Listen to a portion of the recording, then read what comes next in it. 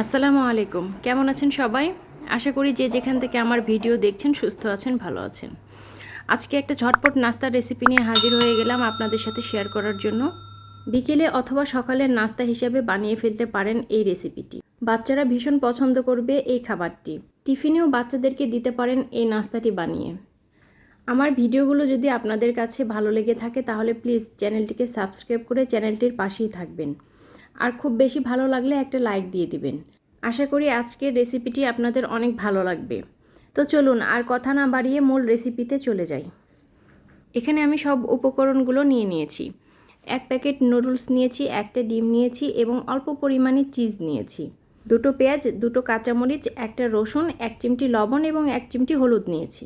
প্রথমে আমি নুডলসগুলো সেদ্ধ করে নিব। দেখতেই পাচ্ছেন নুডলসগুলো সেদ্ধ করা হয়ে গিয়েছে। এখন এখানে ডিমটা আমি রেডি করে নিব। সব গোটা মশলাগুলো আমি কেটে নিয়েছি। এখন হাত দিয়ে ভালো করে মেখে নেব। খুব ভালো করে মাখার পরে এর মধ্যে আমি ডিম দিয়ে দিব। আপনাদের বাসায় যদি চিজ না থাকে তারপরও আপনারা এই নাস্তাটি বানিয়ে ফেলতে পারবেন। ডিম দেওয়ার পরে মশলার সাথে ভালো করে ফেটে নিব। আমার এই ছোট ছোট ভিডিওগুলো আপনাদের কাছে কেমন লাগে সেটা আমাকে কমেন্টে অবশ্যই জানাবেন। ডিমটা আমার প্রায় মাখানো শেষ। এখন নুডলসগুলো আমি ভালো করে পানি ঝরিয়ে ধুয়ে নিব। এখন চুলায় একটা প্যান বসিয়ে দিয়েছি। অল্প পরিমাণে একটু তেল দিয়ে দিব। তারপর নুডলসটা আমি এর মধ্যে ভেজে নিব। একদম চুলাটা আমি লোতে রেখে ভেজে নিব।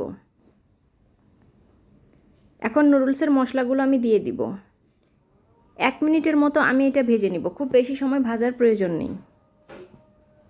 নুডলসগুলো সেদ্ধ করার সময় একটু শক্ত করে সেদ্ধ করবেন, নরম যেন না হয়ে যায়। কিছু সময় এভাবে ভেজে নেওয়ার পরে এখন নুডলসটা হয়ে গিয়েছে। 1 মিনিটের মতো আমি ভেজে নিয়েছি। এখন নুডলসগুলো আমি একটা ফ্রিজে উঠিয়ে নিব। ওই প্যানটাকে আমি ধুয়ে আবার চুলায় বসিয়ে দিয়েছি। এখন এখানে পরিমাণ মতো তেল দিয়ে দিব।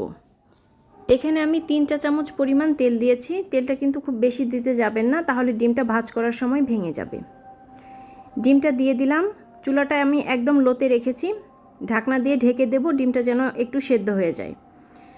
ডিমটা একটু সেদ্ধ হয়ে এসেছে। এখন ডিমটা একটু উল্টিয়ে দিব। খুব ভালো করে সাবধানে উল্টাবেন যেন ভেঙে না যায়। এখন আমি উপর দিয়ে নুডলসগুলো দিয়ে দিব। নুডলসগুলো দেওয়া শেষে এখন এর উপর দিয়ে আমি চিজগুলো দিয়ে দিব।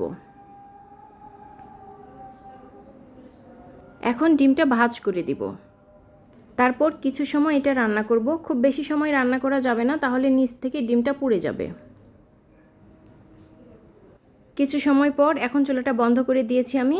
একদম রেডি হয়ে গিয়েছে, পরিবেশনের পালা। দেখলেন তো কত সহজেই বানিয়ে নেওয়া যায় এই নাস্তাটি। দেখতে যেমন সুন্দর, খেতেও তেমন মজা। বাচ্চারা তো অনেক বেশি পছন্দ করবে এটি। আশা করি সব ভিডিওর মতো এই ভিডিওটিও আপনাদের খুব ভালো লেগেছে, অনেক উপকারে আসবে। আজকে এই পর্যন্তই। আবারও সামনে নতুন কোনো সহজ রেসিপি নিয়ে আপনাদের সামনে হাজির হয়ে যাব। ততদিন পর্যন্ত সবাই ভালো থাকুন, সুস্থ থাকুন এবং আমার জন্য দোয়া করবেন। আল্লাহ হাফেজ। আসসালামু আলাইকুম।